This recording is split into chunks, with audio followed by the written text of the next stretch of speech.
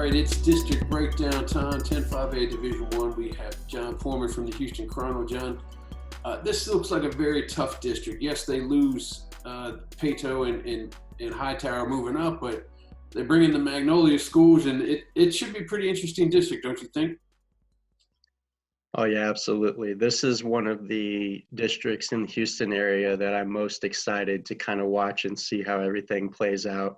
We have 6 teams in this district that made the playoffs last year. So it's going to be really interesting, in these head-to-head matchups, to decide those 4 spots. Only 4 of them are going to get back. Magnolia West, Angleton, Friendswood, Fulshire, and Manville were all in the postseason last year. Friendswood is coming over. They're an interesting addition to this one as well because, they were a co-district champion along with Port Arthur Memorial last season in their district, and a tough district that they played in. Fulshire, of course, is a younger program, made the playoffs for the first time in program history last year, and then you look at the others, Angleton and Manville, like you said, in that really tough district with Pato and Hightower. Obviously, those teams are moving up to 6A now and aren't a part of the mix. But, Manville was actually the co-district champion with Pato and handed, the state champions their only loss of the season. So, and obviously, seeing what Manville has done in recent years and kind of their pedigree, what they're going to bring to the table. So, yeah, I mean, all across the board, you're looking at some really talented programs here, and definitely excited to see how it kind of all plays out. And then we didn't even mention Foster, and they were a borderline playoff team, and they have one of the better quarterbacks coming back in JT Fayard. How interested are you that Manville or the Magnolia teams that are a good hour and a half away from the rest of them got put in this district? I know I know the whole deal with 5A Division One. They got to kind of cram a bunch of teams in there, but that's just seems like an interesting mix. Talking with Angleton coach Jason Britton, he was talking about, yeah, that was kind of a shocker to him. He knew something was going to happen in the district, but to have the Magnolia teams put in it, he's ready to go, but it's kind of wild that those teams are in there as well. Yeah, well, hearing from Magnolia coach Craig Martin, they really weren't sure how it was going to all play out. I mean, you look at the last few realignments. They've been with different teams. This last realignment, they were with teams from all the way across on the east side of the city. Now they're, going with the teams way down south. But yeah, Magnolia West, and then, the teams that are going to be heading up there to Magnolia to play them, going to be very familiar with Beltway 8 this season. I mean, it's like you said, it is a lot of travel. Obviously they're still in the Houston area, but, you're talking about almost an hour and a half drive from, Magnolia High School to Angleton. So, yeah, I mean, a little bit more travel, but I'm, it's just part of the deal. I mean, the realignment is so tough and you're trying to, put all these districts together and find the best geographical fit and competition level fit and everything like that. So, it's always interesting. I was a little surprised to see them go down south, but at the same time, you never know what's going to happen come realignment day.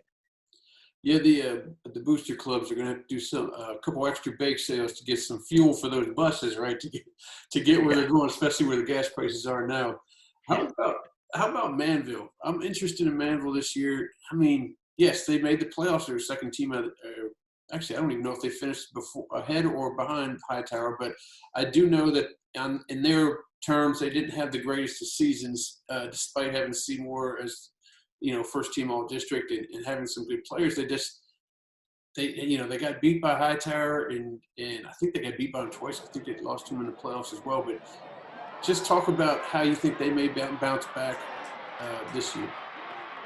Yeah, well, you mentioned DeMonte Seymour. Obviously, that's a huge loss for them, a guy that rushed for nearly 2,000 yards. And we saw some of his, epic performances in some really exciting games this past season. But the good news for the Mavericks is that they have their starting quarterback, Caden Smith, returning. Showed a lot of promise last year. He's a kind of a dual threat guy who can make things happen with his arm and his legs. So that's exciting for them, obviously. And that, this is a program that has kind of set its culture. Kind of know what to expect from them year in and year out. The kids know what to expect. They know, where the bar is and what they're trying to get done there. And you've seen it in recent years with deep playoff runs. And, I think they have the potential to do that again. Obviously, you never want to see your playoff run cut short like it was last year, especially against a district rival. But, I think that coming back, they're going to be right there in the mix and have a potential, not only to challenge for the district championship, but also to make a deeper run. It'll be tough to make the playoffs. I guess lastly, maybe talk a little bit about Fulshire, relatively new school. They made it to the playoffs on the very last day of the season, and I think they even lost their game, but they got in on point differential, if I remember correctly. But how difficult have they planted themselves as a team to look out for? I know they have Parker Williams coming back at quarterback, Jax Medica is a receiver. They have some experience coming back, but talk about, do they have what it takes in this tough district to get into the playoffs? Or what does it look like for the Fulshire? Yeah, well, they've really done a great job of establishing the program early on and setting those expectations. And last year was a big year for them. I mean, the Chargers, I'm sure they had that goal of getting into the playoffs, and they got that done. Unfortunately, they had to make a really long bus ride up there to Texarkana for their first round playoff game against an undefeated team. And, but that, for the guys coming back this season, that's a great experience to have. That's a great experience to be able to play in a playoff game for the first time in program history and kind of use that momentum going into this year. I know, that they've got to be excited about competing in this district. The competition is going to be at a different level this year, and I'm sure they're going to be prepared for it. Well, like you said, it should be pretty interesting to see how this pans out, and I'm looking forward to seeing how this district plays out, which 4 teams make the playoffs. We are moving on to 5A Division II next week, where we don't have that many teams, but we will get through the 2 districts that we do have and discuss it. So I appreciate you joining us, John. Well, I can't wait for next week. Yeah, sounds good.